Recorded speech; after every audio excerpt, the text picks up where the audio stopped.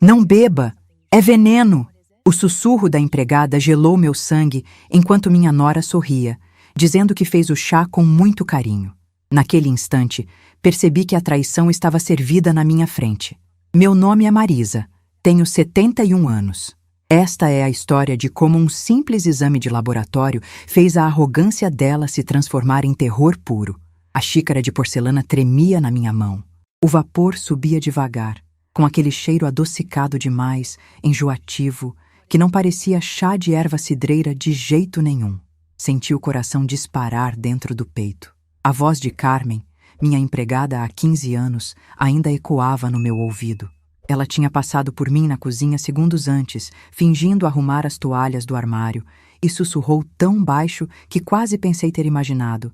Não beba, é veneno. Levantei os olhos.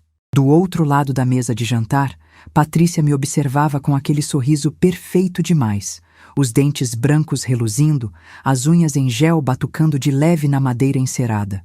Ela usava um vestido creme de linho, daqueles caros, e o cabelo loiro estava impecável, cada fio no lugar. O perfume dela, uma fragrância francesa que custava mais de R$1.000 o frasco, dominava a sala de jantar. Um cheiro pesado, doce demais, que grudava na garganta. Vamos, sogra, tome enquanto está quente. Fiz com tanto carinho especialmente para a senhora. A voz dela escorria como mel envenenado. Meu filho Rafael estava sentado ao lado dela, mexendo no celular, alheio a tudo. 38 anos, formado em administração com o meu dinheiro, casado há 5 anos com aquela mulher que agora, aparentemente, queria me matar. Engoli a seco. Que atenciosa você, Patrícia! Forcei um sorriso e deixei a xícara na mesa. Devagar. Mas sabe que tenho refluxo. Chá antes de dormir me faz mal. O sorriso dela congelou por uma fração de segundo. Só uma fração. Mas eu vi. Vi a contrariedade passar pelos olhos castanhos dela. Aquele brilho de raiva contida. Ah, mas esse é especial, sogra. Tem camomila, erva doce. Vai ajudar a senhora a relaxar. A senhora anda tão tensa ultimamente? Tensa. Eu, a mulher que construiu um patrimônio de R$2.400.000 sozinha. A mulher que trabalhou 16 horas por dia durante 30 anos para erguer 2 farmácias que hoje valem uma fortuna. A mulher que criou um filho sozinha depois que o marido morreu num acidente de carro quando Rafael tinha apenas 7 anos. Tensa. Estou ótima, querida, mas obrigada pela preocupação. Patrícia se inclinou para a frente. O decote do vestido deixou à mostra um colar de ouro branco com diamantes que eu dei a ela no último Natal. R$4.500. Dinheiro jogado fora. A senhora precisa cuidar da saúde. Afinal, já tem uma idade. 71 anos não é pouca coisa. Ela falou 71 anos, como quem diz, um pé na cova. Senti o sangue subir para o rosto. As mãos calejadas de tanto trabalho se fecharam em punhos debaixo da mesa. Respirei fundo. Não ia dar o gostinho de me ver perder a compostura. Idade eu tenho, mas saúde também. Faço academia 3 vezes por semana, caminho todo dia, não fumo, não bebo. Provavelmente vou enterrar muita gente mais nova que eu. O rosto dela ficou vermelho. Rafael finalmente levantou os olhos do celular. Mãe, que jeito é esse de falar? Jeito sincero, filho. Coisa que parece estar faltando nesta casa. Patrícia se levantou da cadeira com um movimento brusco. A cadeira raspou no piso de madeira com um som agudo que me arrepiou. Eu não acredito. Eu faço um chá com carinho para minha sogra e sou destratada desse jeito. Rafael, você vai deixar sua mãe me humilhar assim na minha própria casa? Na minha própria casa. Essas palavras me acertaram como um soco no estômago. Sua casa? Minha voz saiu baixa, perigosamente baixa. Sua casa, Patrícia? Nossa casa, ora. Ela jogou a cabeça para trás, prepotente. Rafael e eu moramos aqui. Cuidamos desta casa. Pagamos as contas. Eu ri. Um riso seco, sem graça nenhuma. Pagam as contas? Com que dinheiro? Com a mesada de R$30.000 por mês que eu transfiro para a conta do meu filho? Com o cartão de crédito adicional que está no meu nome e que você estoura todo mês em roupas de grife e restaurantes caros? Mãe! Rafael se levantou furioso. Chega! Não, filho, não chega, porque eu estou cansada de engolir desaforo. cansada de ser tratada como um peso morto na casa que eu comprei, que eu paguei, que está no meu nome. Patrícia cruzou os braços, os olhos faiscando de raiva. A senhora é uma ingrata. Eu e Rafael cuidamos da senhora, aguentamos esse gênio horrível, essas paranoias todas. E agora vem me acusar? Do que, afinal? De fazer um chá? De tentar me envenenar? O silêncio caiu pesado na sala. Rafael ficou branco. Patrícia abriu a boca, fechou, abriu de novo. A senhora está louca, completamente louca. Louca? Levantei da cadeira, devagar. Minhas pernas tremiam, mas me mantive firme. Ou esperta o suficiente para perceber que vocês dois estão esperando minha morte para ficar com tudo. Mãe, isso é um absurdo. Rafael deu um passo na minha direção. A senhora está paranoica, precisa de um médico, um psiquiatra talvez. Psiquiatra. Agora eu era louca. Conveniente, não? Eu não preciso de psiquiatra. Preciso de uma família que me respeite. Mas parece que isso é pedir demais. Patrícia soltou uma risada curta, irônica. Respeito? A senhora quer respeito? Então comece dando o exemplo. Porque ficar aqui nos acusando de absurdos, inventando que estamos tentando envenenar a senhora, isso não é coisa de gente sã.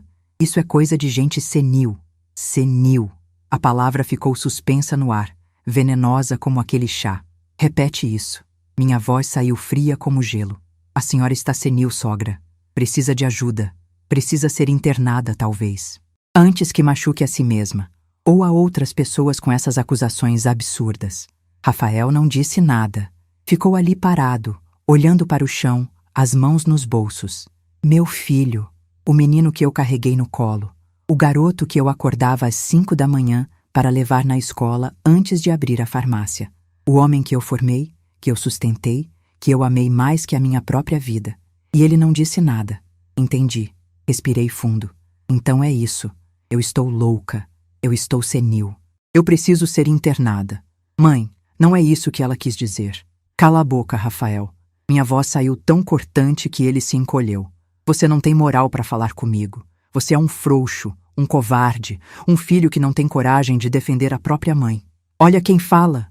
Patrícia avançou na minha direção, o dedo em riste. A senhora que sufoca o meu marido, que controla tudo, que nunca deixou ele crescer, ser homem, ter vida própria.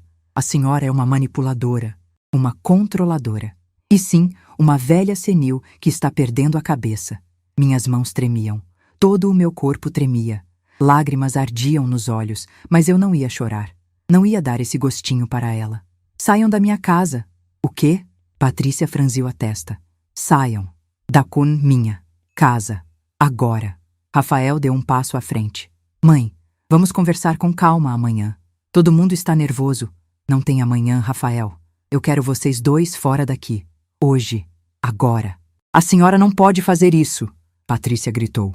Nós moramos aqui, no meu imóvel, que eu pago IPTU, que está no meu nome, e eu quero vocês fora. Não vamos sair. Ela cruzou os braços, desafiadora. Então eu saio. Virei as costas. Subi as escadas com passos firmes, ignorando os gritos de Patrícia lá embaixo, as palavras de Rafael pedindo calma. Entrei no meu quarto, tranquei a porta, encostei nela, as pernas finalmente cedendo. Deslizei até o chão, a respiração saindo em soluços sufocados. Mas não chorei. Peguei o celular. Minha mão tremia tanto que errei a senha 2 vezes. Na terceira tentativa, consegui desbloquear. Olhei para aquela xícara de chá ainda na mesa lá embaixo através da janela do quarto. O vapor tinha parado de subir. O líquido devia estar frio agora. Veneno. Será que era verdade? Será que Carmen tinha visto ou ouvido alguma coisa? Ou será que eu estava mesmo ficando paranoica, como eles diziam? Não. Eu conhecia minha empregada. Carmen não inventaria uma coisa dessas. Ela tinha visto algo, ouvido algo. Eles queriam me matar. Meu próprio filho e a mulher dele queriam me matar para ficar com meu dinheiro.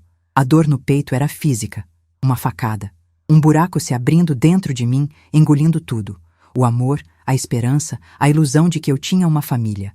Fiquei ali sentada no chão, as costas contra a porta, ouvindo os gritos lá embaixo. Patrícia berrando. Rafael tentando acalmar. Depois, o silêncio. Um silêncio pesado, ameaçador. Levantei do chão. Fui até o closet. No fundo, atrás das caixas de sapatos, tinha um cofre pequeno embutido na parede. Digitei a senha. A data de nascimento de Rafael. Ainda. Mesmo depois de tudo. Dentro do cofre. Documentos, joias, 20 mil reais em dinheiro vivo e meu passaporte. Peguei tudo. Coloquei numa mochila. Roupas, remédios, documentos. 15 minutos depois, desci as escadas. A casa estava em silêncio. Rafael e Patrícia tinham ido dormir, aparentemente. Ou estavam fingindo. Carmen estava na cozinha, lavando a louça. Quando me viu com a mochila, seus olhos se arregalaram. Senhora Marisa. Obrigada, Carmen. Segurei a mão dela. Você me salvou. O que a senhora vai fazer? Olhei para aquela casa. A casa que eu construí tijolo por tijolo. A casa onde eu criei meu filho. A casa que agora estava infestada de serpentes. Vou sobreviver. E depois, vou fazer justiça. Saí pela porta da frente sem olhar para trás. Mas antes de entrar no carro, fiz algo que nem eu esperava fazer. Voltei. Entrei na sala de jantar. A xícara de chá ainda estava lá, sobre a mesa. Peguei um saco plástico com zíper que tinha na bolsa. Com cuidado, usando um guardanapo de tecido, despejei o conteúdo da xícara dentro do saco. Fechei. Guardei na bolsa. Se eles tinham tentado me envenenar, eu ia provar. E quando eu provasse, bem, aí a história seria outra. Saí de novo. Dessa vez, para valer. Entrei no carro. Liguei o motor. Olhei para aquela casa pela última vez através do espelho retrovisor. E sorri. Um sorriso gelado, porque eles não faziam ideia do que estava por vir. Dirigi por 2 horas na madrugada. Sem destino. Apenas dirigindo, as mãos apertadas no volante, os olhos ardendo de tanto segurar o choro. As ruas de São Paulo estavam vazias àquela hora, 3:30 da manhã. Apenas alguns caminhões de entrega e táxis passando. As luzes dos postes faziam sombras compridas no asfalto molhado da garoa fina que começava a cair. Parei num hotel na Avenida Paulista. Um hotel discreto, limpo, nada luxuoso. Não queria ser encontrada. Paguei em dinheiro. 3 diárias adiantadas. R$ 1.200. O quarto cheirava a desinfetante e roupa de cama lavada. Pequeno, funcional. Uma cama de casal com lençóis brancos, um armário, uma televisão antiga pendurada na parede. A janela dava para um poço de ventilação. Nem vista tinha. Sentei na cama. Ainda estava com a bolsa pendurada no ombro, a mochila aos pés. Não tinha forças para abrir. Não tinha forças para nada. Olhei para o celular. 23 ligações perdidas. 15 de Rafael, 8 de Patrícia. Nenhuma mensagem. Nenhum, desculpa mãe. Nenhum, vamos conversar. Apenas ligações. Provavelmente querendo saber onde eu estava. Quanto dinheiro eu tinha levado, se eu tinha ido para a polícia. Desliguei o celular. O silêncio do quarto era ensurdecedor. Pela primeira vez em 71 anos, eu estava completamente sozinha. Sem família, sem casa, sem nada além de uma mochila com roupas e 20 mil reais em dinheiro. E uma amostra de chá possivelmente envenenado num saco plástico. Foi aí que caí. Não fisicamente, mas por dentro. Desmoronei. As lágrimas vieram de uma vez, quentes, grossas, saindo em soluços que sacudiam meu corpo todo. Chorei como não chorava desde o dia em que meu marido morreu, 31 anos atrás. Chorei pela traição, pela solidão, pelo filho que eu perdi, não para a morte, mas para a ganância. Chorei até não ter mais lágrimas. Quando o sol nasceu, eu ainda estava sentada na cama, olhando para a parede branca e vazia, os olhos inchados, a garganta doendo. Quem era eu agora? Não era mais mãe. Meu filho tinha me abandonado. Não era mais dona de casa. Tinha deixado minha casa para trás. Não era mais nada. Apenas uma mulher velha, sozinha, num quarto de hotel, invisível. Passaram-se 3 dias. 3 dias em que eu mal saí do quarto. Pedia comida por delivery, sanduíches, sopa, comida que mal tinha gosto. Eu comia mecanicamente, sem fome, apenas para não morrer, porque parte de mim queria morrer. Parte de mim pensava, para que continuar? Para que lutar? Meu filho não me ama, minha nora quer me matar. Eu não tenho mais nada, mas tinha raiva, e foi a raiva que me salvou. No 3º dia, acordei diferente. Não sei explicar. Acordei e olhei para o espelho do banheiro. Vi aquele rosto inchado, os olhos vermelhos, os cabelos desgrenhados, e pensei, não, Não vou deixar eles vencerem. Não vou deixar eles me destruírem. Não vou morrer como uma vítima. Tomei um banho longo, quente, até a pele ficar vermelha. Lavei os cabelos, passei creme, sequei, penteei, coloquei uma roupa limpa, uma calça jeans, uma blusa branca simples, um sapato confortável. Olhei para o espelho de novo e não reconheci a mulher que vi. Era eu. Mas era uma versão de mim que eu não via há muito tempo. Uma mulher forte.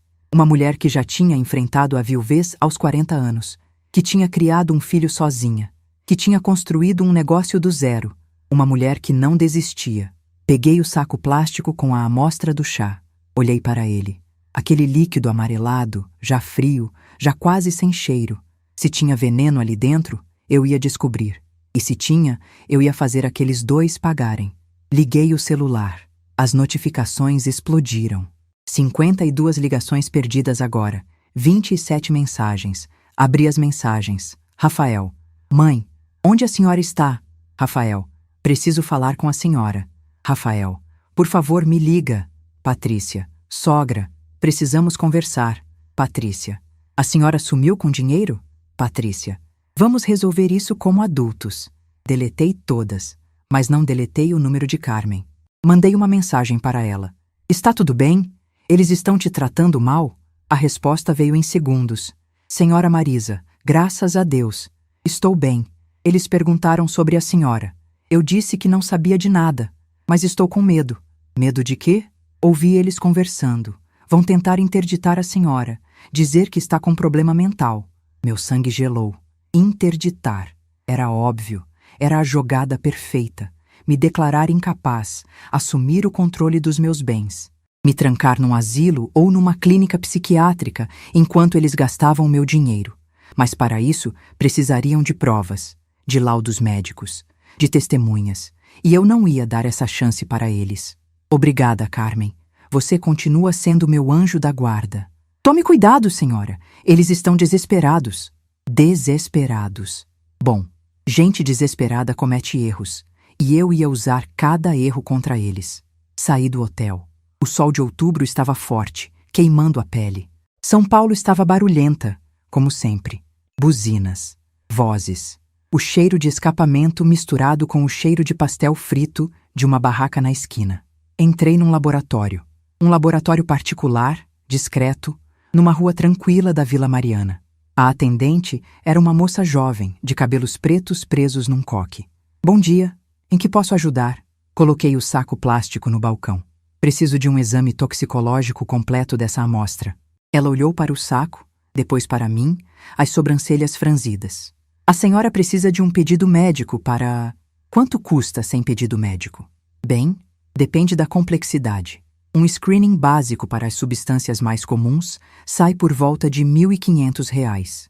Se quiser uma análise completa, com metais pesados, venenos raros, pode chegar a R$ 4.000. Quero a análise completa. Quanto tempo demora? 7 dias úteis. Pago o dobro se ficar pronto em 3 dias. Ela piscou surpresa. Eu preciso falar com o supervisor. Fale. Ela desapareceu numa porta ao fundo. Voltou 5 minutos depois com um homem de jaleco branco, 50 e poucos anos, óculos de armação grossa. A senhora quer uma análise toxicológica urgente? Sim. Posso perguntar por quê? Olhei nos olhos dele. Direto. Firme. Porque acredito que tentaram me envenenar e preciso de provas. Ele ficou em silêncio por alguns segundos. Depois assentiu, devagar. Vou precisar de R$ 6.000. Metade agora, metade quando entregar o resultado. Aceita em dinheiro? Aceito. Abri a bolsa.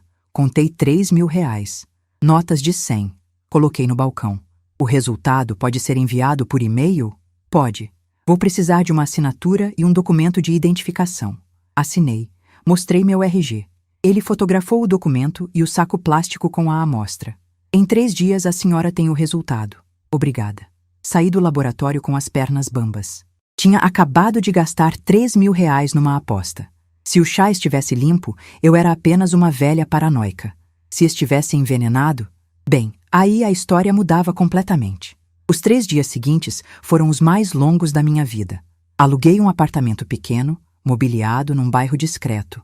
R$ 2.500 por mês. Paguei 3 meses adiantados. R$ 7.500. Estava ficando sem dinheiro.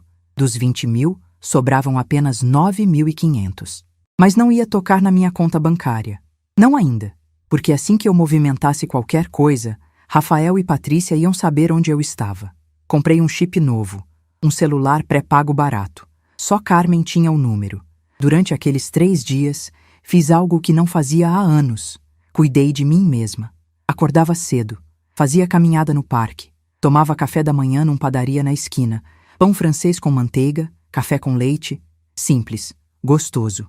Depois, voltava para o apartamento e fazia faxina.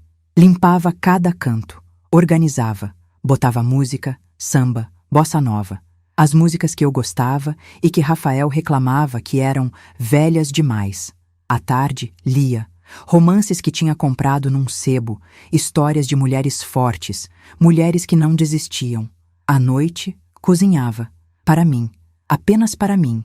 Macarrão alho e óleo, risoto de fungo, bife acebolado, comidas que eu gostava e que Patrícia torcia o nariz dizendo que eram gordurosas demais. E descobri algo incrível. Eu estava bem. Sozinha, sim, mas bem. Não tinha ninguém me criticando, ninguém me controlando, ninguém me fazendo sentir como um peso morto. Pela primeira vez em 5 anos, desde que Patrícia entrou na minha vida, eu estava em paz. No 3º dia, o e-mail chegou.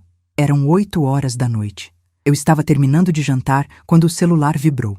Assunto: resultado, análise toxicológica. Amostra 847-B. Meu coração quase saiu pela boca. Abri o e-mail com as mãos tremendo. Havia um PDF anexado. Cliquei e li. Li cada palavra, cada linha, cada detalhe técnico. Quando terminei, fechei os olhos e sorri. Um sorriso gelado, perigoso, porque o chá estava envenenado. Digitalis purpurea, dedaleira, uma planta cardiotóxica que causa arritmia, náusea, confusão mental, em doses altas, morte por parada cardíaca. A concentração encontrada na amostra, suficiente para matar uma pessoa idosa em questão de horas. Eles tinham mesmo tentado me matar. Meu próprio filho e a mulher dele tinham planejado meu assassinato. A dor no peito voltou, mas dessa vez não era só dor, era fúria. Peguei o celular, liguei para Carmen. Alô?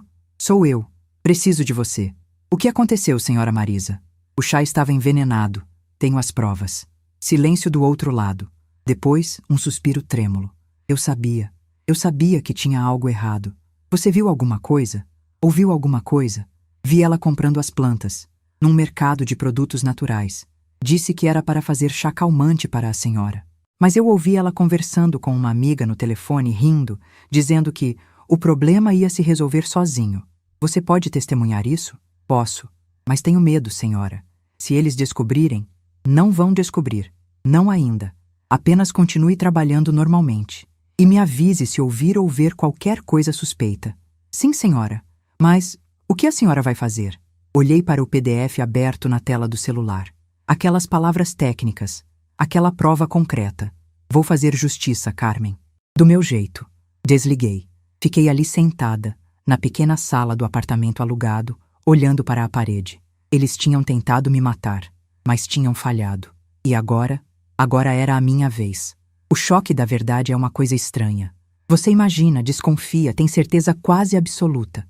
Mas quando a prova chega, quando aquelas palavras técnicas estão ali, preto no branco, a realidade te acerta com uma força brutal. Meu filho tinha tentado me matar. Ou, no mínimo, tinha deixado sua mulher tentar me matar sem fazer nada para impedir. Passei a noite acordada, olhando para o teto do apartamento, ouvindo os ruídos da cidade lá fora. Sirenes distantes, latidos de cachorro, o barulho surdo de um caminhão de lixo passando na madrugada. Pensei em ligar para a polícia. Seria o óbvio, o certo. Tentativa de homicídio. Com prova material. Eles iriam presos. Mas algo me segurava. Não era amor. Não mais. Era curiosidade. Curiosidade de saber até onde eles iriam. Quão fundo era a podridão. Porque se eles tinham tentado me envenenar, o que mais tinham feito? Que outras coisas eles tinham aprontado quando eu estava ali, cega, confiando neles? Precisava saber. Precisava entender a extensão da traição antes de agir. Na manhã seguinte, liguei para meu advogado.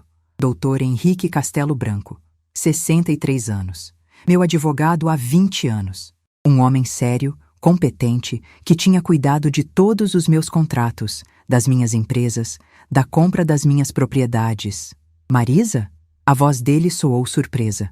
Onde você está? Seu filho me ligou procurando por você. Disse que você sumiu de casa, que está agindo de forma estranha. Dr. Henrique, preciso de você, mas preciso que essa conversa fique entre nós. Ninguém pode saber, nem meu filho. Houve uma pausa. O que está acontecendo? Não posso falar por telefone. Podemos nos encontrar? Claro. Meu escritório, às 3 da tarde? Não. Um lugar público, neutro. A cafeteria ao lado do meu escritório? Perfeito. Às 3 em ponto, eu estava sentada numa mesa de canto da cafeteria. Pequena, aconchegante, com cheiro de café fresco e pão de queijo. Poucas pessoas. Discreto. Dr. Henrique chegou pontualmente. Terno cinza, pasta de couro, os óculos de grau na ponta do nariz. Sentou-se na minha frente, preocupado. Marisa, você está bem? Seu filho disse que você estava tendo delírios, falando que tentaram envenenar você. Não eram delírios. Coloquei o envelope na mesa. Dentro, uma cópia impressa do laudo toxicológico. Ele abriu, leu. O rosto ficou cada vez mais pálido. Meu Deus. Pois é. Você foi à polícia? Ainda não. Marisa, isso é tentativa de homicídio. Você precisa... Eu sei o que preciso fazer, doutor. Mas antes, preciso de informações. Preciso saber o que mais eles aprontaram. Ele tirou os óculos, esfregou os olhos. O que você quer saber? Quero saber o status das minhas empresas, das minhas contas, dos meus imóveis. Quero saber se houve alguma movimentação estranha nos últimos meses. Qualquer coisa fora do normal. Posso fazer um levantamento completo, mas vai demorar uns dias. Tenho tempo. E quanto ao seu filho? Ele está me ligando todo dia. Quer saber onde você está. Disse que está preocupado com sua saúde mental. Aposto que está. Meu tom saiu amargo. Ele quer me internar, doutor. Me declarar incapaz para assumir o controle dos meus bens. Mas para isso ele precisaria de laudos médicos, de provas de incapacidade. E ele vai tentar conseguir essas provas. Falsas, provavelmente. Por isso preciso agir rápido. Preciso descobrir tudo antes que ele me ataque legalmente. Dr. Henrique assentiu, devagar. Vou começar hoje mesmo. Mas Marisa, tenha cuidado. Se eles tentaram te matar uma vez, eu sei. Por isso estou escondida. Saímos da cafeteria separadamente. Ele primeiro, depois eu, 10 minutos depois. Enquanto caminhava de volta para o apartamento, senti olhos nas minhas costas. Virei de repente. Nada. Apenas pessoas normais caminhando. Um casal com um carrinho de bebê. Um homem de terno falando ao celular. Uma mulher com sacolas de compras. Será que estava paranoica? Ou será que eles estavam mesmo me seguindo? 2 dias depois, Dr. Henrique me ligou. Marisa, precisamos conversar. Urgente. Encontro na mesma cafeteria? Melhor no meu escritório. O que eu descobri, você precisa sentar para ouvir. Meu estômago se revirou. O escritório dele ficava num prédio comercial na região da Avenida Paulista. 9º andar. Sala ampla, com estantes de mogno cheias de livros de direito. Uma mesa enorme de madeira escura. Sentei na cadeira de frente para ele. Dr. Henrique estava sério, grave. Fiz o levantamento que você pediu. Ele abriu uma pasta cheia de documentos. E não gostei nada do que encontrei. Me fala. Nos últimos 6 meses, houve diversas movimentações suspeitas nas suas contas. Transferências para contas em nome de empresas fantasmas, saques altos em dinheiro, compras de produtos de luxo no seu cartão de crédito adicional. Quanto? 420 mil reais. Senti o ar faltar. Como? Seu filho tem procuração para movimentar suas contas. Você assinou esse documento há 3 anos, lembra? Lembrava. Rafael tinha pedido. Disse que era para facilitar, para ele poder ajudar a cuidar das finanças da família. E eu, burra, cega de amor, assinei. Tem mais. Dr. Henrique puxou outros documentos. Há 2 semanas foi aberto um processo judicial contra você. Ação de interdição, movida pelo seu filho. O quê? Ele está pedindo que você seja declarada incapaz. Juntou laudos de médicos que ele consultou, dizendo que você está apresentando comportamento errático, delírios persecutórios, risco para si mesma e para outros. Mas isso é mentira. Eu sei, mas ele tem assinaturas de médicos. médicos pagos, provavelmente. E tem testemunhas. A esposa dele vai depor. Vai dizer que você a acusou falsamente de tentativa de envenenamento, que você sumiu de casa sem avisar, que você está confusa e agressiva. Filho da mãe. Tem mais. Eu não queria ouvir mais. Mas precisava. Seu filho tentou vender uma das suas farmácias. Forjou sua assinatura num contrato. O comprador desistiu porque quis confirmar com você e não conseguiu te encontrar. Mas a tentativa está documentada. Ele falsificou minha assinatura? Sim, o que configura estelionato e falsificação de documento. Meu cérebro estava fervendo. 420 mil reais desviados. Processo de interdição. Tentativa de venda fraudulenta de patrimônio e tentativa de homicídio. Tudo isso. Tudo. O que eu faço, doutor? Ele se inclinou para a frente, os cotovelos apoiados na mesa. Você tem 2 caminhos. Ou vai para a polícia agora, denuncia tudo e torce para que a justiça seja rápida. Ou você age preventivamente. Revoga a procuração dele. Contesta a ação de interdição. Reúne todas as provas e prepara um contra-ataque. Quanto tempo eu tenho? A audiência da interdição está marcada para daqui a 2 semanas. Se você não aparecer, ele pode conseguir a interdição à revelia. 2 semanas. Então é o que eu tenho para virar esse jogo. Sim. Levantei da cadeira. Preciso de você, doutor. Preciso revogar a procuração hoje. Preciso contestar essa ação. E preciso que você me ajude a reunir todas as provas contra eles. Todas. Vou fazer mais que isso. Vou entrar com uma ação de ressarcimento contra seu filho. E vou pedir o bloqueio de todos os bens que ele comprou com seu dinheiro. Faça. Apertamos as mãos. As dele, firmes e secas. As minhas, frias e trêmulas de raiva. Saí do escritório com a cabeça fervendo. Peguei um táxi. Dei o endereço da minha antiga casa. Era hora de buscar mais provas. Carmen me recebeu nos fundos, pela porta da cozinha. Olhos arregalados, assustada. Senhora Marisa! Eles estão procurando a senhora desesperados. Eles estão em casa agora? Não. Saíram. Foram encontrar um advogado. Perfeito. Preciso entrar. Tenho 20 minutos? Tem. Mas seja rápida. Entrei na casa como uma ladra. Na minha própria casa. Fui direto para o escritório de Rafael. Primeira gaveta. Documentos. Extratos bancários. Abri todos. Fotografei com o celular. Segunda gaveta. Contratos. Propostas de venda da farmácia. Minha assinatura falsificada. Fotografei. Terceira gaveta. Um caderno. Abri. E quase desmaiei. Era um caderno com anotações, planos, cálculos. Interditar mãe, assumir controle dos bens, vender farmácias, estimativa 2.400.000 reais, dividir 50-50 com Patrícia. Planos. Eles tinham planejado tudo. E mais embaixo. Solução rápida. Digitales no chá. Morte natural. Ataque cardíaco. Sem suspeitas. Minhas mãos tremiam tanto que quase derrubei o celular. Fotografei. Cada página. Cada linha. Saí do escritório. Fui para o quarto deles. Abri o armário de Patrícia. Roupas caras. Sapatos de grife. Bolsas importadas. Tudo comprado com meu dinheiro. No fundo do armário, uma caixa de sapatos. Abri. Dentro, recibos. Joias, notas fiscais e um saco plástico com restos de plantas secas. Dedaleira. Peguei o saco, fotografei, guardei de volta, fechei tudo. Deixei tudo exatamente como estava. Carmen me esperava na cozinha, nervosa. Conseguiu o que precisava? Consegui. Muito obrigada, Carmen. O que vai acontecer agora? Olhei nos olhos daquela mulher. Minha aliada, minha testemunha. Justiça, Carmen. Vai acontecer justiça. Saí pela porta dos fundos. Entrei no táxi que tinha pedido para me esperar na esquina. Para onde, senhora? Para o escritório do meu advogado.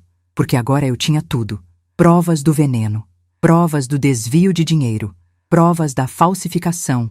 Provas do plano todo. E em 2 semanas, numa audiência, eu ia colocar tudo na mesa. Mas antes disso, precisava de uma última coisa. Precisava que eles confessassem. A armadilha precisava ser perfeita. Passei 3 dias planejando cada detalhe, cada palavra, cada movimento. Dr. Henrique me ajudou. Carmen me ajudou.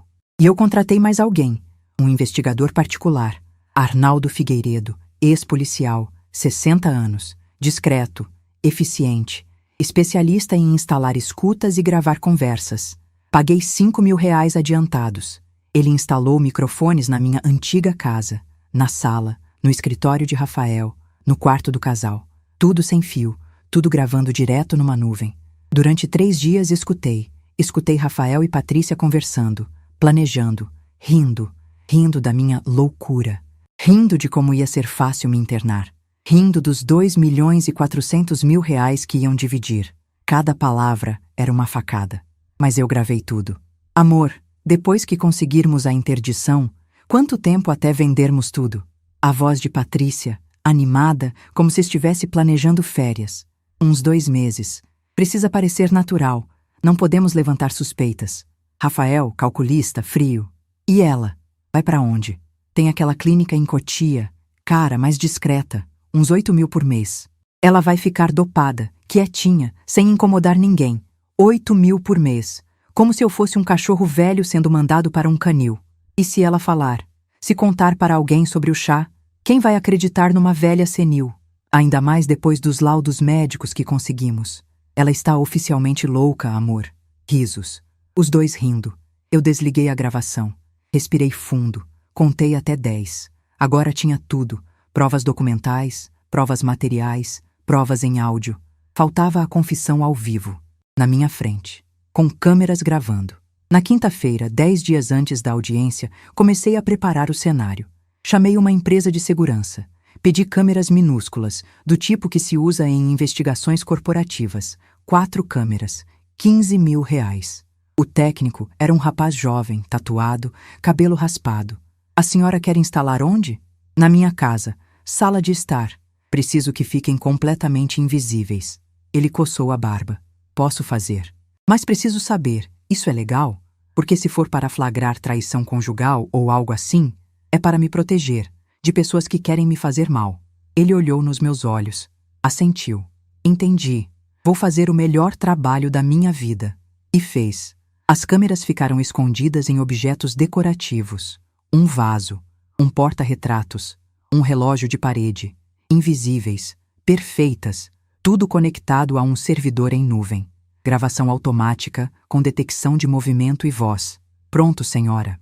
Qualquer coisa que acontecer naquela sala vai estar gravado. Vídeo e áudio em alta definição.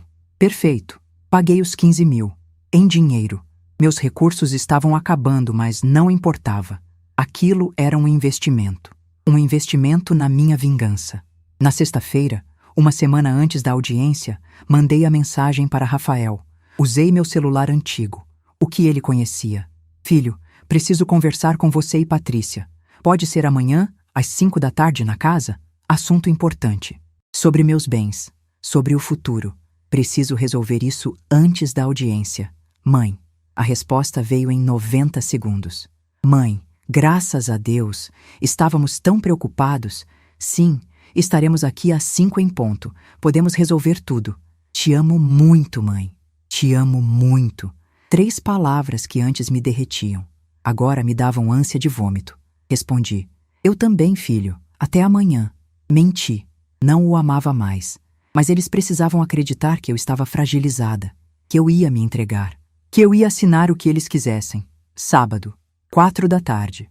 Passei a manhã toda me preparando. Não fisicamente. Mentalmente. Tomei banho. Vesti uma roupa simples. Calça de linho bege, blusa branca de botão, sapato baixo confortável. Prendi o cabelo num coque, sem maquiagem. Queria parecer cansada, derrotada, mas por dentro eu era pura adrenalina, pura determinação. Carmen me abraçou antes de eu sair. Vai dar tudo certo, senhora Marisa. A senhora é forte. Eu sei. E dessa vez eles vão saber também. Cheguei na casa às 4h45. 15 minutos de antecedência. A casa estava impecável. Patrícia tinha mandado limpar tudo. Queria impressionar. Queria que eu visse como eles cuidavam bem do meu patrimônio. Entrei pela porta da frente. Usei minha chave, porque eu ainda era a dona. O cheiro de perfume caro tomava conta da sala. Patrícia tinha caprichado. Além do perfume dela, tinha velas aromáticas acesas. Cheiro de lavanda francesa. R$ 100 cada vela. 3 velas. R$ 300 em velas. Meu dinheiro queimando literalmente. Rafael apareceu na sala. Estava de calça social e camisa branca. Sem gravata, os 2 primeiros botões abertos. Cabelo penteado com gel. Sorriso gigante no rosto. Mãe! Ele abriu os braços, como se fôssemos nos abraçar. Fiquei parada. O sorriso dele vacilou. Mãe, está tudo bem? Estou cansada, Rafael. Muito cansada. Podemos sentar? Claro, claro. Ele indicou o sofá. O mesmo onde tudo tinha começado. Sentei. Coloquei a bolsa ao meu lado. Dentro da bolsa, meu celular gravando áudio como backup. Patrícia desceu as escadas 2 minutos depois. Vestido de seda rosa claro, salto fino dourado, cabelos soltos em ondas perfeitas. Maquiagem impecável. Brincos de pérola. Pérolas verdadeiras. 12 mil reais. Presente de Natal que eu dei. Mais dinheiro jogado fora. Sogra! Ela veio até mim com os braços abertos. Dessa vez, deixei que ela me abraçasse. Um abraço rápido, frio. Ela sentou ao lado de Rafael, no sofá da frente. Os 2 de mãos dadas. O casal perfeito. Unidos contra mim. Então, mãe. Rafael se inclinou para a frente, os cotovelos nos joelhos. Ficamos muito felizes com sua mensagem. Significa que a senhora está pronta para conversar, para resolver tudo de forma civilizada. Civilizada. Repeti a palavra devagar. É uma palavra interessante, filho. Sim, exatamente. Porque nós te amamos, mãe. E só queremos o melhor para a senhora. Patrícia apertou a mão de Rafael, reforçando. É verdade, sogra. Sabemos que a senhora anda confusa, estressada, mas estamos aqui para ajudar, para cuidar da senhora. Cuidar, como se cuida de alguém que vai morrer. Entendo. Respirei fundo. Vocês querem cuidar de mim. Sim, Rafael sorriu, animado. Inclusive, conversamos com aquele médico excelente, o Dr. Vanderlei. Ele disse que existem tratamentos modernos para os sintomas que a senhora está apresentando. Sintomas? As confusões mentais, os delírios, as acusações infundadas. Patrícia falou docemente, como se conversasse com uma criança. Mas com medicação adequada e acompanhamento, a senhora pode melhorar muito. Medicação, eles queriam me dopar. E onde eu faria esse tratamento? Bem, Rafael trocou um olhar com Patrícia. Existe uma clínica maravilhosa em Cotia, muito tranquila, arborizada, com profissionais excelentes. A senhora ficaria lá por um tempo, descansando, se recuperando, enquanto vocês vendem meu patrimônio. O silêncio caiu na sala como uma bomba. Rafael piscou. O que a senhora disse?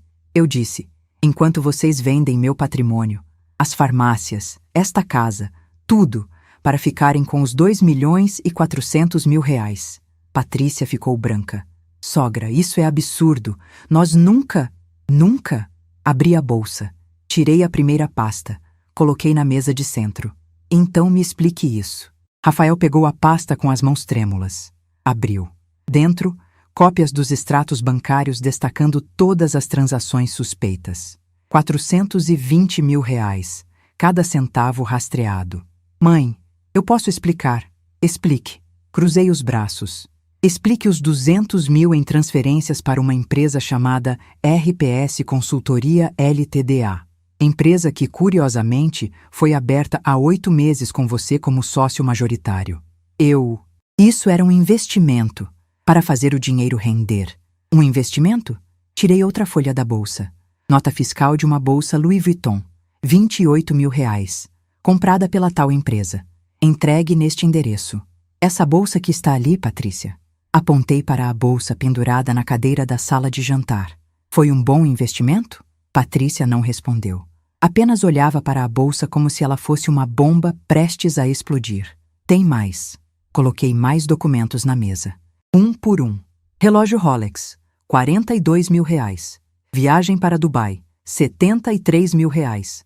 Reforma da cozinha desta casa, que é minha, 117 mil reais. Pagamento de cartão de crédito com compras em boutiques de luxo, 68 mil reais. Quer que eu continue? Rafael se levantou, as mãos nos cabelos. Mãe, tudo isso foi para melhorar nossa vida, para viver de forma digna. Digna? Minha voz subiu. Digna é roubar da própria mãe? Digna é desviar 420 mil reais enquanto eu confiava em você? Não foi roubo. Era empréstimo. Íamos devolver tudo. Com que dinheiro? Vocês não trabalham. Me levantei também, encarando meu filho. Vocês vivem de mim. Cada real que entra nesta casa sai do meu suor, do meu trabalho de 30 anos. Patrícia começou a chorar. Lágrimas de crocodilo. Sogra, por favor. A gente errou, reconhecemos. Mas podemos consertar, podemos fazer um acordo, a gente paga tudo de volta. Cala a boca. Olhei para ela com tanto desprezo que ela recuou. Eu não estou falando com você ainda. Voltei para Rafael. Tem mais coisas que você quer me explicar, filho? Ele não respondeu. Apenas olhava para o chão. Não? Então deixa eu continuar. Tirei outro documento da bolsa. Esse aqui é interessante. Tentativa de venda da farmácia da Vila Mariana para o Grupo Farmacoplus. Contrato com minha assinatura. Uma assinatura que eu nunca fiz. Mãe, você falsificou minha assinatura. Gritei. Você cometeu um crime. Falsificação de documento. Estelionato. Foi um erro. Eu estava desesperado. Precisava de dinheiro para... Para quê? Para sustentar sua mulher metida a madame? Para pagar as contas do cartão de crédito dela? Para manter esse estilo de vida de mentira enquanto eu trabalhava feito uma condenada? Patrícia se levantou, furiosa. Eu não sou metida a nada, e a senhora sim é controladora. Nunca deixou meu marido crescer, sempre prendendo ele com suas regras, suas cobranças. Prendendo? Ri, um riso amargo. Eu paguei a faculdade dele. Eu dei a ele um emprego nas minhas empresas. Eu dei um teto, comida, dignidade. E você, o que deu? Além de dívidas e vergonha? Eu dou amor. Algo que a senhora nunca soube dar. Amor? Me aproximei dela, devagar. Você sabe o que é amor, Patrícia? Ela me encarou, desafiadora. Amor não é tentar matar a pessoa. Joguei o laudo toxicológico na mesa. O efeito foi imediato. Patrícia ficou paralisada. Rafael pegou o laudo, leu as primeiras linhas e deixou cair no chão. Isso... não. Patrícia balançou a cabeça. Isso não prova nada. Não? Joguei na mesa o saco plástico com os restos de dedaleira. Isso, encontrado no seu armário. No fundo, dentro de uma caixa de sapatos marca Prada, onde você guarda suas joias. As joias que eu comprei. Eu comprei essas plantas para fazer chá calmante. Não sabia que era venenoso. Mentira. Joguei as fotos do caderno de Rafael. Está tudo anotado aqui, com a letra dele. Solução rápida, digitales no chá, morte natural. Ataque cardíaco, sem suspeitas. Rafael caiu sentado no sofá, o rosto entre as mãos. Patrícia olhou para ele, depois para mim, depois para os documentos espalhados na mesa. Foi só uma ideia. Nós nunca íamos fazer isso de verdade. Não? Então por que você preparou o chá? Porque você veio até mim com aquele sorriso falso e me ofereceu a xícara? Se Carmen não tivesse me avisado, eu estaria morta agora. Não.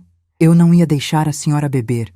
Era só para assustar, para fazer a senhora perceber que precisava de ajuda. Para me assustar? Minha voz ecoou na sala. Você botou veneno numa xícara e veio me oferecer, e quer que eu acredite que era só para assustar? Ela começou a chorar de verdade agora. Soluços altos, desesperados. Rafael levantou a cabeça, os olhos vermelhos, inchados. Mãe, eu sinto muito. Eu nunca quis que chegasse a esse ponto. Você o quê, Rafael? Você se arrependeu? Você teve um momento de consciência? Eu errei muito, mas foi tudo culpa dela, apontou para Patrícia. Ela que teve a ideia! Ela que comprou as plantas! Ela que fez o chá! Patrícia ficou de boca aberta. Seu mentiroso! Ela avançou nele furiosa. Você quem fez as contas, você quem planejou tudo, você quem disse que seria fácil, que ninguém suspeitaria. Por que você me pressionou, dizendo que eu era um frouxo, que eu nunca ia ser homem de verdade se continuasse dependendo da minha mãe? Eu te pressionei? Você quis tanto quanto eu. Você estava louco para colocar as mãos no dinheiro dela. E ali, na minha frente, eles começaram a se destruir. As acusações voando, os gritos ecoando, as verdades sendo cuspidas como veneno. Eu apenas observava, calma, fria como gelo, porque cada palavra estava sendo gravada, em áudio, em vídeo, em 4 ângulos diferentes. Quando eles finalmente se acalmaram, exaustos de tanto gritar, me virei e peguei minha bolsa. Acabou.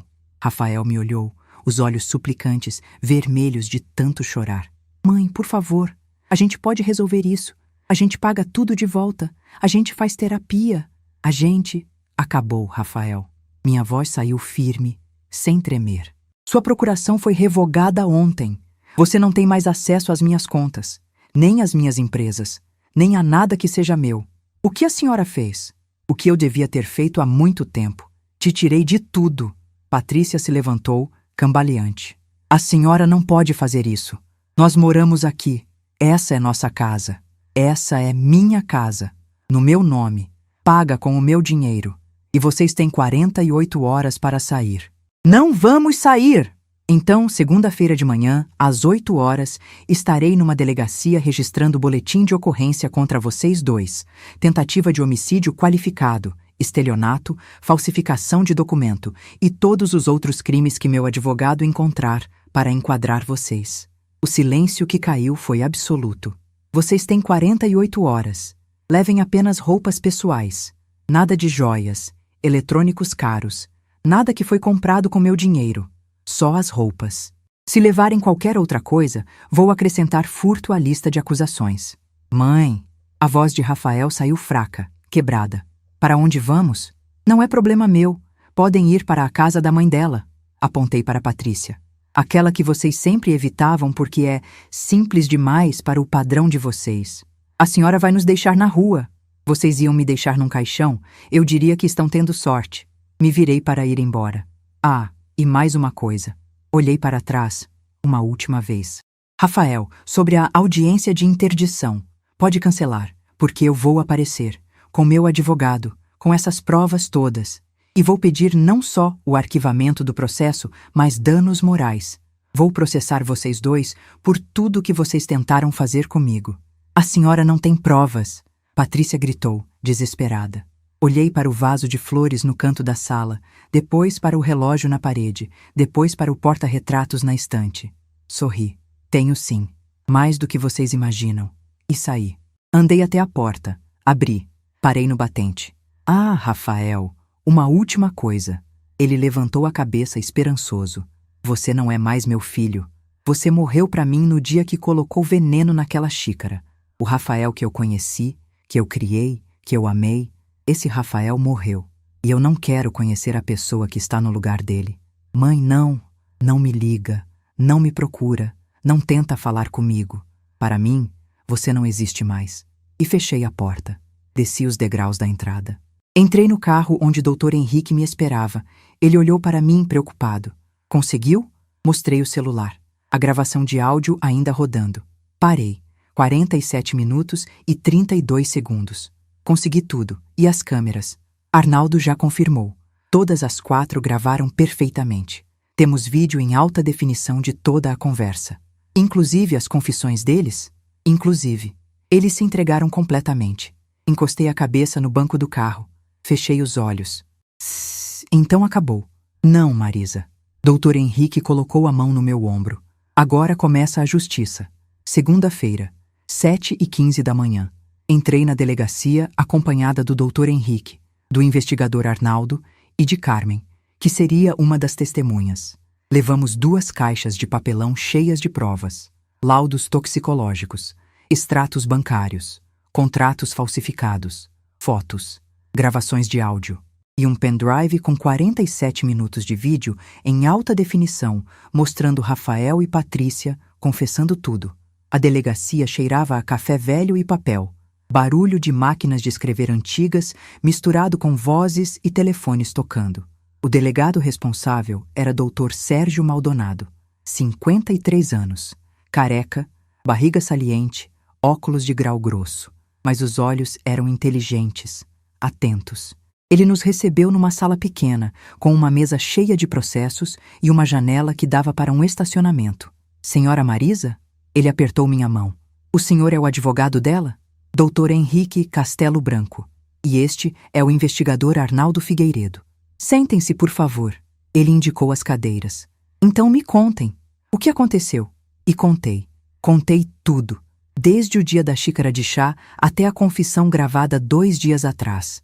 Ele ouviu em silêncio, fazendo anotações. Quando terminei, ele tirou os óculos e esfregou os olhos. Senhora Marisa, em 30 anos de polícia, eu vi muita coisa, muita covardia, muita maldade. Mas tentativa de homicídio de filho contra mãe, isso ainda me choca. Choca, mas não é raro. Dr. Henrique colocou um documento na mesa. Segundo dados do Ministério da Saúde, violência contra idosos, especialmente violência patrimonial e física cometida por familiares, cresce 8% ao ano no Brasil. Infelizmente é verdade. O delegado assentiu. Posso ver as provas? Abrimos as caixas. Ele examinou tudo, cada documento, cada foto. Ouviu trechos das gravações de áudio. Assistiu o vídeo inteiro da confissão. Quando terminou, eram 10h30 da manhã. Ele se recostou na cadeira, soltou um longo suspiro. Senhora Marisa, nunca vi um caso tão bem documentado na minha vida. A senhora poderia trabalhar para a polícia. Aprendi que não se luta sem munição, doutor. Aprendeu bem. Ele começou a preencher formulários. Vou lavrar o boletim de ocorrência agora. E vou pedir a prisão temporária dos dois. Temos tipificação para tentativa de homicídio qualificado, estelionato qualificado, falsificação de documento particular, uso de documento falso, apropriação indébita. Posso chegar a uns 7 ou 8 crimes facilmente. Quanto tempo eles podem pegar? Com essas provas? Ele pausou, pensativo. Somando tudo, estamos falando de 15 a 20 anos. Cada um. Se o júri for severo, pode chegar a 25. 25 anos. Meu filho podia passar 25 anos na cadeia. Senti algo estranho no peito. Não era dó, não era arrependimento. Era alívio. E o processo de interdição que eles moveram contra mim? Com essas provas, vai ser arquivado imediatamente. Nenhum juiz vai considerar um pedido de interdição vindo de pessoas que tentaram assassinar a suposta incapaz. Aliás, isso pode até configurar mais um agravante. Dr. Henrique sorriu. E nós vamos entrar com ação de danos morais, pelo sofrimento psicológico, pelas acusações de insanidade mental, pela tentativa de usurpação de patrimônio. Qual o valor que pretendem pedir? 500 mil reais. O delegado assobiou baixinho. É um valor alto, mas considerando tudo, acho que conseguem. Ele terminou de preencher os formulários. Carimbou. Assinou. Pronto. Boletim de ocorrência lavrado. Agora vou encaminhar o pedido de prisão para o juiz. Com essas provas, deve sair hoje mesmo. Onde eles estão agora? Na minha casa. Eu dei 48 horas para saírem. Não saíram? Não sei. Não voltei lá. Vou mandar uma equipe verificar. Se estiverem lá, faremos a prisão hoje à tarde. Levantei da cadeira. Estendi a mão. Muito obrigada, Dr. Sérgio. Obrigado à senhora por ter coragem de denunciar. Muitos idosos não denunciam por medo, por vergonha ou por apego emocional aos agressores. A senhora fez o certo. Saímos da delegacia ao meio-dia. O sol estava forte. Setembro em São Paulo. Calor seco. Céu azul clarinho. Dr. Henrique me levou para almoçar num restaurante japonês. Comida leve, silenciosa. Eu mal conseguia comer. O estômago estava embrulhado. Você está bem? Ele perguntou preocupado. Estou. É só estranho. Depois de tudo, finalmente chegar nesse ponto. Você fez o que tinha que fazer, Marisa. Não se martirize. Não estou me martirizando. É só definitivo, sabe? Depois de hoje não tem mais volta. Você gostaria que tivesse volta? Pensei na pergunta. Pensei na xícara de chá envenenado. Nos 420 mil reais roubados. Nas risadas deles planejando minha morte. Não, não gostaria. Ele sorriu. Então está tudo certo. A ligação do delegado veio às 4h20 da tarde. Senhora Marisa? Sou o delegado Sérgio. A prisão foi efetuada. Meu coração disparou. Os dois? Sim, eles ainda estavam na casa da senhora. Fazendo as malas, segundo relataram os policiais. Foram presos em flagrante de esbulho possessório, já que a senhora havia dado prazo para a saída e eles não cumpriram. Como eles reagiram? A esposa chorou bastante. Gritou. Disse que era injustiça, que a senhora é que devia estar presa. Seu filho ficou calado a maior parte do tempo. Quando foi algemado, ele pediu para falar com a senhora. Os policiais disseram que não era possível. Sentiu um aperto no peito. Ele disse mais alguma coisa? Disse que... O delegado hesitou. Disse que te ama e que sente muito. Desliguei o telefone. Sentei no sofá do apartamento alugado. Olhei para a parede branca e chorei. Chorei por aquele menino de 7 anos que perdeu o pai num acidente de carro. Chorei pela viúva de 40 anos que teve que criar um filho sozinha. Chorei pelas noites que passei em claro trabalhando para dar uma vida boa para ele.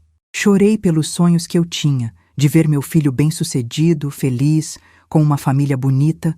Chorei pela ilusão, pela ingenuidade, pelo amor que dei e que foi correspondido com veneno. Chorei até não ter mais lágrimas. E quando parei, lavei o rosto, tomei um copo de água e segui em frente.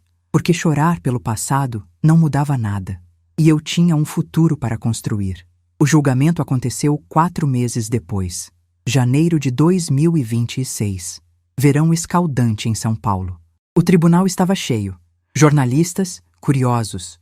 O caso tinha ganhado repercussão.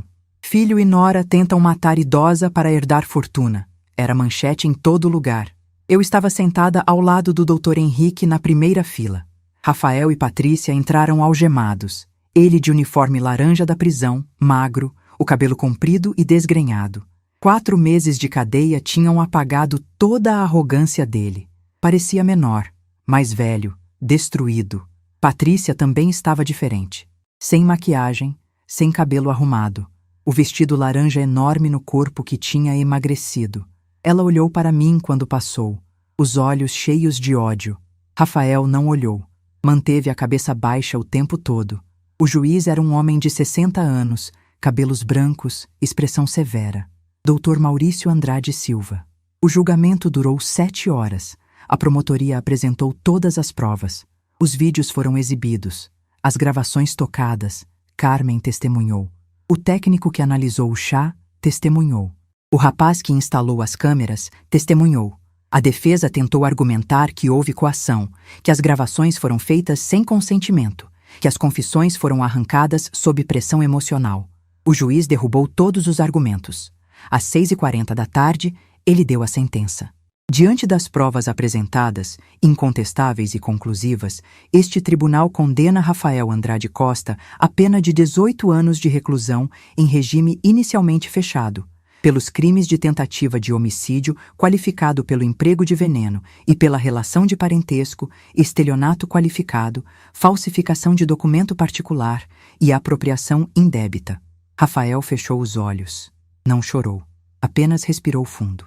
E condena Patrícia Mendes Costa a pena de 21 anos de reclusão em regime inicialmente fechado, pelos mesmos crimes, com agravante de ser a executora material da tentativa de homicídio. Patrícia desabou. Caiu de joelhos no chão, gritando, berrando que era injustiça. Os policiais a levantaram à força. O juiz bateu o martelo. Está encerrada a sessão. Saí do tribunal com as pernas bambas. Dr. Henrique me segurou pelo braço. Conseguimos, Marisa. Conseguimos. Jornalistas me cercaram na saída. Microfones na minha cara. Perguntas aos berros. Senhora Marisa, como se sente com a condenação do seu filho? Pretende perdoá-lo algum dia? Vai visitá-lo na prisão? Parei. Olhei para as câmeras. Sinto que a justiça foi feita. E não pretendo perdoar. Não pretendo visitar. Para mim, essas pessoas não existem mais. Mas é seu filho. Era. Não é mais. E entrei no carro. Com o processo ganho, vieram outras coisas. A ação de danos morais foi julgada procedente. R$500 mil. Rafael e Patrícia foram condenados a pagar. Como não tinham dinheiro, seus bens foram bloqueados e leiloados. O carro, as roupas de grife, as joias, tudo. Recuperei os R$420 mil desviados através dos bloqueios judiciais. E vendi tudo. A casa onde morei por 20 anos. Não conseguia mais pisar lá. Cada canto tinha memórias envenenadas. Vendi por R$1.100.000. As 2 farmácias. Também vendi. Por R$2.400.000. Exatamente o valor que eles calcularam que valia minha vida. No total, juntando tudo, eu tinha R$4.420.000. E decidi fazer 3 coisas. Primeiro, doei R$700 mil para 3 instituições diferentes. Uma que cuida de idosos em situação de rua. Uma que oferece assistência jurídica gratuita para vítimas de violência doméstica. E uma que mantém casas de acolhimento para mulheres acima de 60 anos que sofreram abusos. Porque eu tinha tido sorte, tinha dinheiro para me defender. Mas milhares de mulheres não têm. e eu queria ajudá-las. Segundo, comprei um apartamento na praia. Ubatuba, litoral norte de São Paulo. 190 metros quadrados, 3 quartos, varanda enorme de frente para o mar, R$ 700.000. Terceiro, viajei, Europa. Passei 3 meses conhecendo Portugal, Espanha, França, Itália, Grécia. Comi, bebi, visitei museus, caminhei por ruas de pedra, vi o pôr do sol em Santorini, tomei vinho no Porto, comi croissants em Paris. Depois fui para a Ásia, Tailândia, Vietnã, Japão. Provei comidas que nunca tinha provado. Dormi em hotéis simples e em hotéis de luxo. Conversei com pessoas do mundo todo. E descobri algo incrível. O mundo é enorme. E a vida não acaba aos 71 anos. Na verdade, pode estar apenas começando. Hoje, 2 anos depois de tudo, tenho 73 anos. Moro no apartamento em Ubatuba. Acordo todo dia com o barulho das ondas. Tomo café na varanda vendo o sol nascer sobre o mar. Faço caminhada na praia toda manhã. 6 quilômetros. Meus joelhos reclamam, mas eu insisto. Tenho amigas novas, mulheres da minha idade. Algumas mais novas, algumas mais velhas. Nos encontramos para jogar buraco às quartas, para almoçar aos sábados, para ir ao teatro quando tem peça na cidade. Carmen mora comigo. Não como empregada. Dividi o apartamento com ela. Ela tem seu quarto, seu espaço. Somos companheiras, amigas, cozinhamos juntas, rimos juntas, choramos juntas quando precisamos. Comecei aulas de aquarela. Descubro que tenho jeito para pintar. Já vendi 3 quadros numa galeria de arte local. R$ 200 cada. Não é pelos R$ 200. É pela sensação de que alguém gostou do que eu criei. E sou feliz, genuinamente feliz. Pela primeira vez em muito, muito tempo. Rafael me escreveu 16 cartas da prisão nos últimos 2 anos. Todas foram devolvidas, sem abrir. Na 17ª, o diretor da penitenciária me ligou pessoalmente. Senhora Marisa, seu filho está pedindo para falar com a senhora. Ele diz que está arrependido, que quer pedir perdão. Diga a ele que não tenho nada para falar. Mas, senhora, ele é seu filho. Não é, não mais. Ele está fazendo terapia, participando de grupos. Dizem que está realmente mudado. Ótimo, espero que ele mude, mas isso não me diz respeito. A senhora não sente nenhuma vontade de pelo menos ouvir? Fiquei em silêncio por alguns segundos. Diretor, o senhor tem filhos? Tenho. 2. Imagine que um deles coloca veneno na sua comida, rouba seu dinheiro, planeja te matar para ficar com sua herança, e depois de preso, diz que está arrependido. O senhor perdoaria? Longo silêncio do outro lado. Não sei, senhora. Acho que não. Pois é. Então entende minha posição. Entendo. Desculpe ter incomodado. Desliguei e segui minha vida. Às vezes, nas noites de insônia, eu penso. Penso no Rafael menino, no sorriso banguela dele quando perdeu o primeiro dente, na vez que ele ganhou o primeiro prêmio da escola e veio correndo me mostrar. No abraço apertado que ele dava antes de dormir. Onde foi que eu errei? Onde foi que aquele menino doce se transformou num homem capaz de tentar matar a própria mãe? Foi a ausência do pai? Foi dinheiro demais na mão? Foi proteção demais? Não sei. E a verdade é que nunca vou saber. Porque as pessoas são complexas e as escolhas são delas. Eu fiz o melhor que pude com o que eu tinha e ele escolheu o caminho dele. E eu não sou responsável pelas escolhas dele. Só pelas minhas. E eu escolhi viver. Escolhi minha dignidade. Escolhi não ser vítima.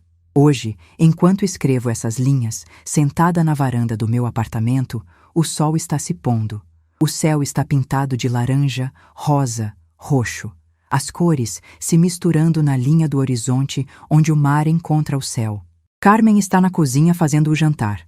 Cheiro de alho refogando. Risoto de camarão. Meu favorito. Tenho um copo de vinho branco na mão. Português. Comprei na minha viagem. É gelado, doce, delicioso. E estou em paz. Porque no final, a única pessoa que vai estar sempre ao seu lado é você mesma. E se você não se respeitar, se você não se defender, ninguém vai fazer isso por você. Eu aprendi isso do jeito mais doloroso possível. Através da traição do próprio sangue. Através da tentativa de homicídio. Através da dor de enterrar um filho que ainda está vivo. Mas aprendi. E hoje, Posso olhar no espelho e gostar da mulher que vejo. Uma sobrevivente, uma guerreira, uma mulher que não se curvou, que não aceitou ser vítima, que lutou pela própria dignidade, mesmo quando isso significava virar as costas para quem ela mais amava. Se você está lendo ou ouvindo essa história, quero que saiba de uma coisa: não importa a sua idade. Não importa quantas vezes você foi traído, usado, descartado. Você tem direito à dignidade. Você tem direito à justiça. Você tem direito de escolher a si mesmo, mesmo que isso signifique romper com pessoas que você ama. Porque amor de verdade não destrói. Amor de verdade não envenena. Amor de verdade não planeja sua morte para ficar com seu dinheiro. E às vezes, o ato mais amoroso que você pode fazer por si mesmo é dizer: não mais. Acabou. Eu mereço melhor. Eu disse isso. E hoje, aos 73 anos, vivo a melhor fase da minha vida. Vivo com liberdade, com paz, com a consciência tranquila de que fiz o certo, de que escolhi minha dignidade acima de tudo. E você também pode. Basta ter coragem. Coragem para ver a verdade. Coragem para reunir provas. Coragem para denunciar. Coragem para virar a página, mesmo quando dói. Mas vale a pena. Acredite em mim. Vale a pena. Porque no final, quando o sol se põe e você está sozinha com seus pensamentos, a única coisa que importa é se você consegue olhar para si mesma com respeito. E eu consigo. Finalmente, depois de tudo, eu consigo. Se essa história tocou seu coração, se você conhece alguém que está passando por uma situação parecida, compartilhe. Se inscreva no canal. Deixe seu comentário contando o que você faria no meu lugar. E não esqueça de clicar na próxima história que já está passando na sua tela. Até a próxima. E lembre-se sempre, sua dignidade não tem preço.